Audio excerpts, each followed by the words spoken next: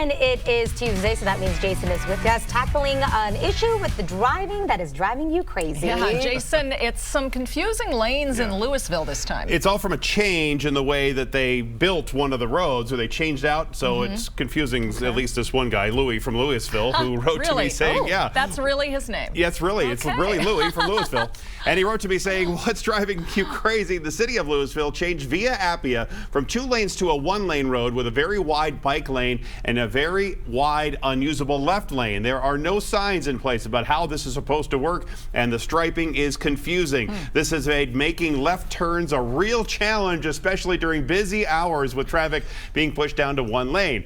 Well, I took a drive down Via Appia to see the new configuration, and on my drive I experienced just a couple of tricky parts of the new road design. When I was making a left into the rec center, it took a little longer than expected, especially during the morning and afternoon drive times, and then getting back onto Via Appia from some of the side roads, it was a little tricky too. Now, after my drive, I talked to the engineering department at Louisville, and they tell me the changes are designed to slow down drivers and make bike riders and people crossing the road feel safer. Now, city engineers tell me it's much easier now for people crossing Via Appia because they cross just 1 lane of traffic in each direction versus 2 lanes.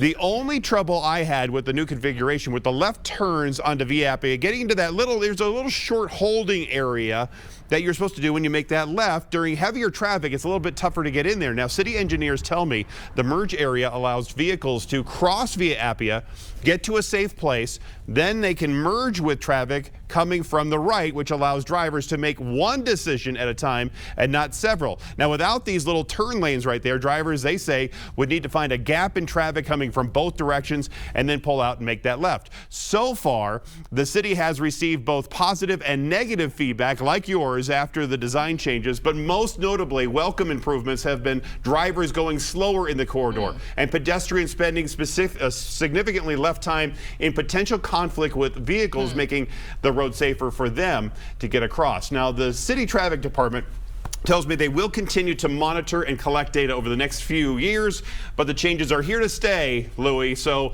much more on this story right now on Denver7.com. Look for the top of the page at Denver7.com for Denver 7 traffic, and you'll see driving you crazy right there. Oh, maybe slowing down's not bad because that's a really beautiful drive. No, it is. It's gorgeous, and a lot of people use it to cut through Louisville to get over to South Boulder Road. So it's really busy, and with 2 lanes, people would fly through there. So it is slowing down traffic. Okay. Thank you, Jason.